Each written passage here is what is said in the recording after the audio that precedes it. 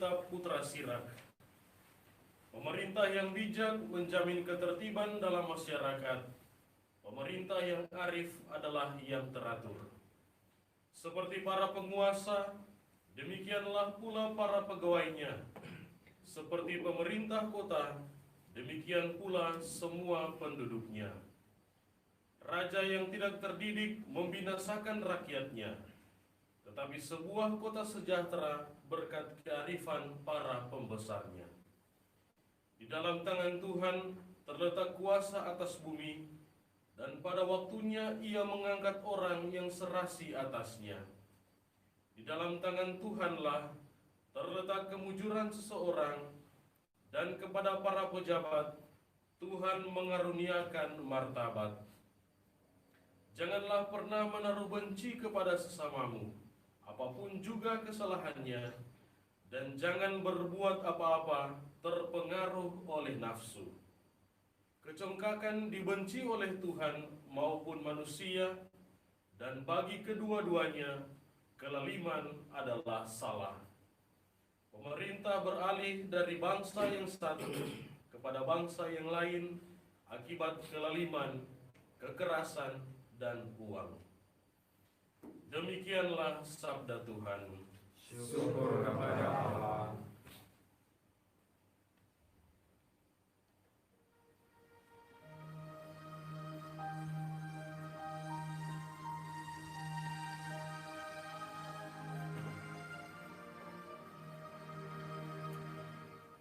Kamu dipanggil untuk kemerdekaan, maka abdilah satu sama lain dalam cinta kasih.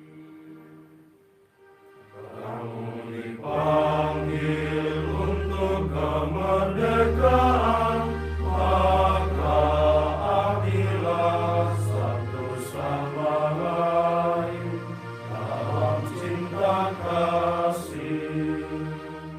Ya Tuhan, aku hendak menyanyikan kasih setia dan hukum-Mu. Aku hendak hidup tanpa celah. Aku hendak hidup dengan suci dalam rumah-Ku. Hal-hal yang jahat akan ku perhatikan.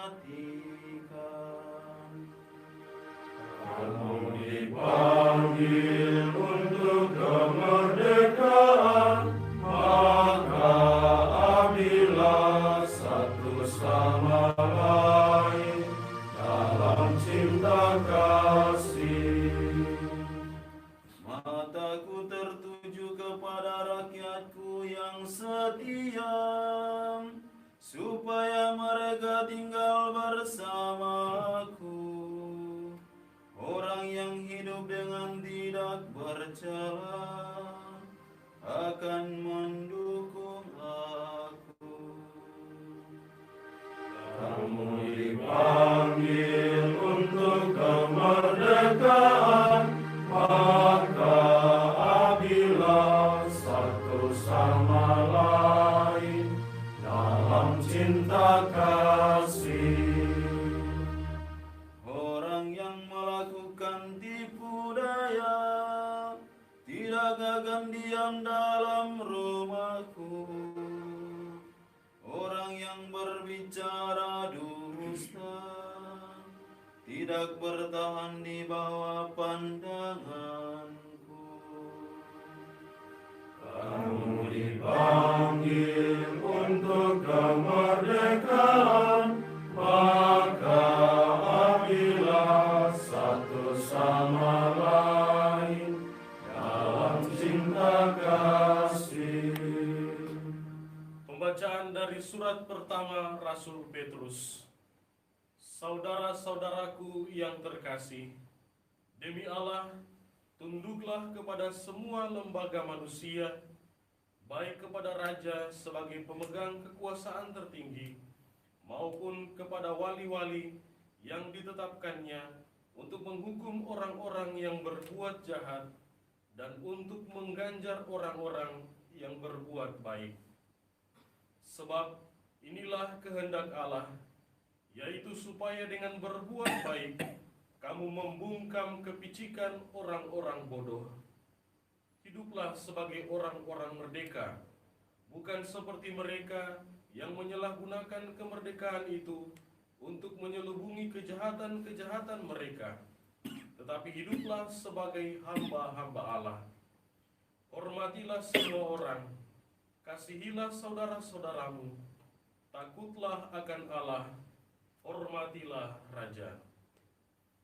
Demikianlah sabda Tuhan. Syukur kepada Allah. Baik, penantarinya. Haleluya, haleluya, haleluya, haleluya, haleluya, haleluya. Haleluya, haleluya, haleluya, haleluya, haleluya, haleluya. Berikanlah kepada Kaisar yang menjadi hak Kaisar, dan kepada Allah yang menjadi hak Allah. Haleluya, haleluya, haleluya, haleluya, haleluya, haleluya. Tuhan sertamu Dan sertamu juga. Inilah Injil suci Yesus Kristus menurut Santo Matius. Dimuliakanlah Tuhan. Sekali peristiwa, orang-orang Farisi berunding bagaimana mereka dapat menjerat Yesus dengan suatu pertanyaan. Mereka menyuruh murid-murid mereka bersama orang-orang Herodian bertanya kepada Yesus, "Guru, kami tahu engkau adalah seorang yang jujur dan dengan jujur mengajarkan jalan Allah, dan engkau tidak takut kepada siapapun juga, sebab engkau tidak mencari muka. Katakanlah kepada kami pendapatmu, bolehkah membayar pajak kepada Kaisar atau tidak?" Tetapi Yesus mengetahui kejahatan hati mereka. Maka ia lalu berkata, "Mengapa kamu mencobai aku, hai orang-orang munafik? Tunjukkanlah kepadaku mata uang untuk pajak itu." Mereka membawa 1 dinar kepada Yesus. Maka Yesus bertanya kepada mereka, "Gambar dan tulisan siapakah ini?" Jawab mereka, "Gambar dan tulisan Kaisar." Lalu kata Yesus kepada mereka, "Berikanlah kepada Kaisar apa yang wajib kamu berikan kepada Kaisar, dan kepada Allah apa yang wajib kamu berikan kepada Allah." Demikianlah Injil Tuhan. Terpujilah Kristus.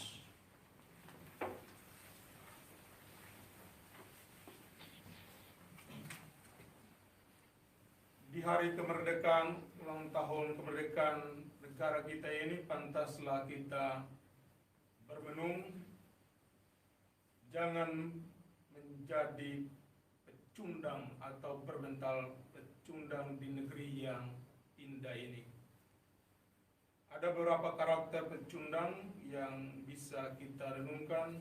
Orang-orang itu tidak mempunyai integritas, juga acuh terhadap lingkungan, suka bergosip dan memfitnah, tidak berani bertanggung jawab, iri dengan keberhasilan orang lain, gampang menyerah dan tidak mau belajar.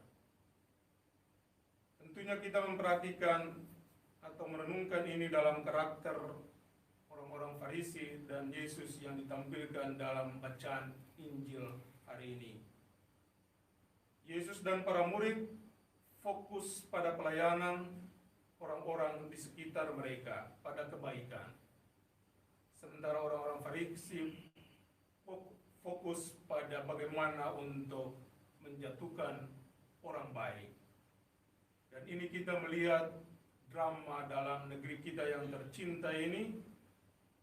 Ika Jokowi menjadi pemimpin yang baik, tapi juga menjadi sasaran empuk bagi para pecundang di negeri ini. Karena itu apa yang bisa kita pelajari atau bagaimana kita mengisi kemerdekaan bangsa ini adalah bila kita tidak bisa berbuat baik, jangan menghalang-halangi orang lain untuk berbuat baik. Kedua, cara terbaik untuk mengisi kemerdekaan adalah lakukanlah yang terbaik semampu Anda dalam tugas dan tanggung jawab yang dipercayakan kepadamu, baik oleh negara maupun oleh gereja. Ketiga, dalam diri seorang pemimpin yang buruk sekalipun, tetap ada pelajaran yang bisa kita petik dari mereka. Semoga demikian. Amin.